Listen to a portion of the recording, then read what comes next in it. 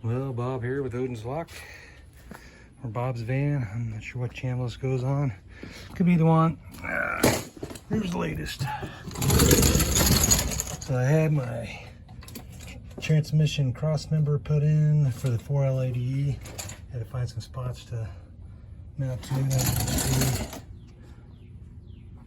And I had bought a couple. Well, I bought one other bar. It's made by I think Speedway motors or something. I don't remember. I'll put it up on the video.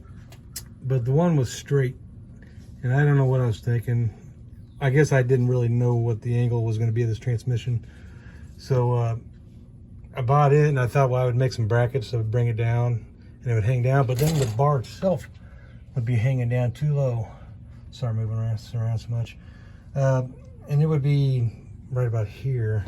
So when you're looking at it, it'd stick down pretty far, and then the muffler wouldn't be able to clear it on that side. And this exhaust is going to change when I do my V8 exhaust. It's going to be a dual into one until I switch it over to, dual exhaust completely.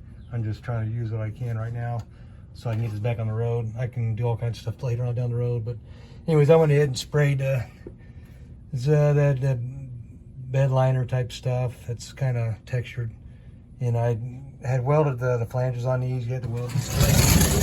Excuse me. I used a little flux core MIG welder, but I did everything I need to do. And so you weld it. You got to adjust the length of these cross members. I think Speedway, that's what it was. So you got to adjust the length of it. It comes a little bit long, and then you go on ahead and figure out your dimensions, and then you cut it down to size. And I tried to get as close to a good straight shot. The more angle you put into the drive shaft, especially one that's got carrier bearing, the worse it gets. I mean, you do need some angle because that kind of helps squeeze the lube around the U-joints. From what I've read, I mean, I'd try to do all kinds of figuring out on this before I actually set it in stone on this thing. But this is the rear end of this vehicle is not centered on the axle, so it's kind of to the left of it, as you can see the way that looks. But anyways, my fingers in the screen. So I tried to get as straight a shot as I could. The carrier bearing, there's going to be a little angle because it has me the long drive shaft, and the carrier bearing separates it. And you don't really think about all the little things that you got to take into account when you do stuff like this. You don't want your engine level to the ground. I think that I've seen somewhere 3 to 5 degrees for the engine. And so when I was working on this, I was kind of irritated by how angled that engine looks. When you look at the level of the floor, the engine pitches. But I guess that's what it's supposed to be. And of course, you also want oil to flow into the pan, into the back of the pan and all that. But the carburetor needs to be level, from my understanding. Now, you can hear arguments about, well, people park on hills, people drive up and down hills all the time, so it doesn't really matter if the carburetor's level, as long as it's level enough for the fuel in the bowl to, get through the power valve, that pushes it in to the ports, to the jets. But anyways, I think you do kind of want it fairly level. So the intake is not level. The intake will have a pitch, but the actual machine spot has a level of its own, where it's actually, higher on this end of the intake than it is on that end. And so what I had to do is I used like a little sine gauge type of setup on the concrete, and then I went ahead and set up a level with that to know what that was going to be, what level should be on top of the engine. That's how I figured that out for the carburetor.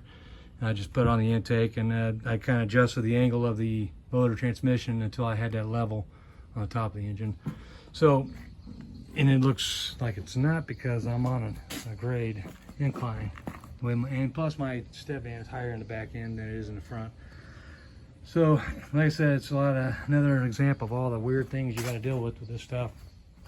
The other thing is I need to do a figuring out of the starter. Let me grab my creeper here. Tell you what's going on with this. So the old transmission was SN465. It had a starter that went into the bell housing itself. So the problem is I have to use a different starter. So then you got this parallel staggered bolt patterns you have on these starters. You know, and you look for the old small block Chevy, I think it's staggered is what would be on this one. I've actually drilled and tapped for all 30 holes, so it doesn't really matter as long as I have a good, you know, as long as I saw it. And I hear one way is better than the other because it keeps from deflecting, you know, which I don't know if that's a big issue. And I did set my torque converter gap. That's what I did was I went out to where there's enough gap right now to where an 1/8 inch fits in easy, but a 3/16 doesn't. So I just wanted between 1/8 inch and 3/16 gap. And so you don't see it on the backside, but I do have to do washers. I still got 3 washers. This has 6 pads on the torque converter. I only have bolts for 3, and I think I'm just going to use 3, and I lock tight when I do it. This is not actually tight right now. It's, you can see it's kind of loose. I just got to hold it in place. So I need to get another starter. So that's another thing. And they got some that, you know, are, they call them lights or the minis or whatever, where you can actually clock the solenoid so it's in a different spot. So if you have headers, which I'm not going to put headers on this. They have the room for them though. You know, I'm sitting there looking. I got all kinds of room for headers. But I actually like exhaust manifolds better. I don't know why. I think they sound better. But, you know, performance-wise, I'm not too worried about it. So anyways, I got to finish the torque converter bolts, and I got my torque converter gap set. 1 washer is all I really need for this. So I'm going to do 3 more. Maybe I'll find the bolts and do all 6. You know, so 5 more. But I'm going to need a starter. I got to be able to see and shim. What I'm going to do is drop the. I'm going to pre-lube the engine. I'm going to drop the distributor in, and then I'll go ahead and set the gap on these. Because at that point, I'm getting pretty close. I spent a lot of time on this transmission crossmember. It takes a little bit of time, you know, to get stuff ordered, and you don't like what you got, so you had to, you know, go ahead and order a different one. So I need to send the old one back, get my money back, which I bought from Amazon, from Speedway Motors, Amazon store. And, you know, it's free. I think I paid a little bit of shipping just to get it here, you know, within a day or 2. Most stuff is free shipping if you got Prime, but so that's where I'm at on this part of it. So I still got to put the dipstick in, which I was going to wait till I got my lines running and get all this figured out. Excuse me. So that's where I'm at on that. So I need a starter. I never really looked into this. I didn't know what this was. I guess it's more like a vent. And if it blows oil by, some people put tubes on this and just angle it down so you don't get oil all over the top of this. I also need to do my shifter. And so I figured out what I need to go get some steel, 1/4 inch thick, 3 inch wide.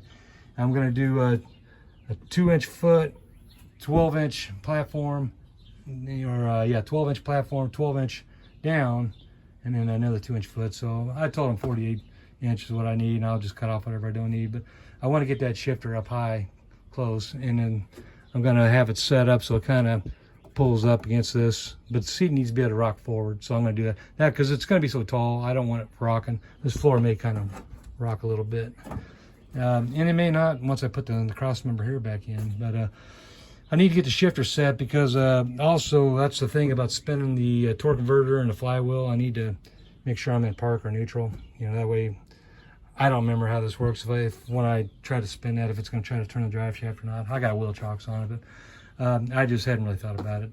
So I think I'm going to go and do the shifter next, put that on, get that all set. It's a 4-speed shifter. You know, it's the for a 480 has a drive, you know, overdrive, and then D1, D2, D3.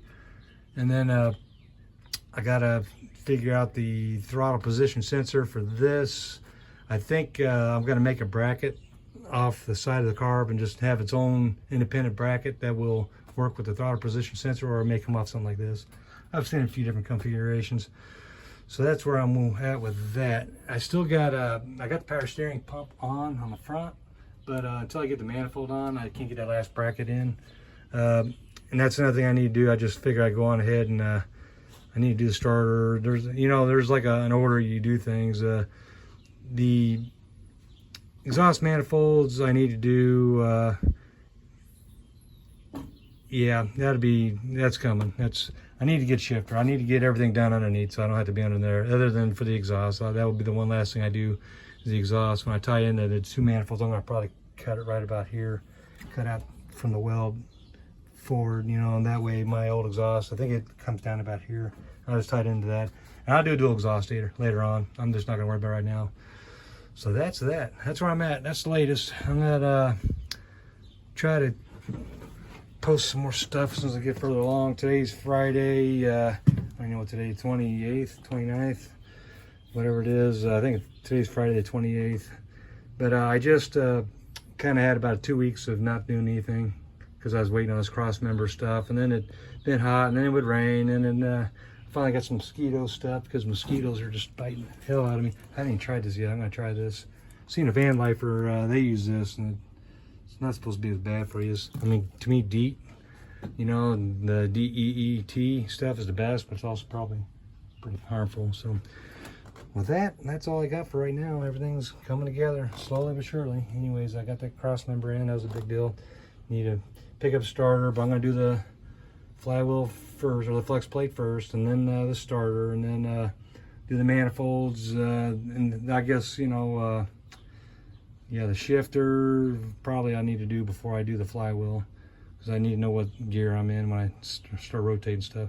I don't know if it really matters. I'm so used to a manual transmission. You know, you can just put stuff in neutral. With this, with the 4L80E, you know, if I rotate that, I don't know if it's going to try to spin the drive shaft. You know, if you try to start it while it's in gear, it may try to lug the engine forward. Well, I'm not going to try to start it, of course, but if I try to crank that, I don't want the extra resistance of it trying to push. I need to make sure I'm in park or neutral, or, you know, take drive shaft off, which I don't want to do it right now. So it's all put together. I'll just put my shifter on, and I'll know where I'm at on my gears. Then I'll finish the bolts and the starter, and then the manifolds, and then the carburetor. So that's where I'm at. Sorry to ramble on and me shaking this camera around. Sorry about that too. All right, thanks for watching. Bye-bye.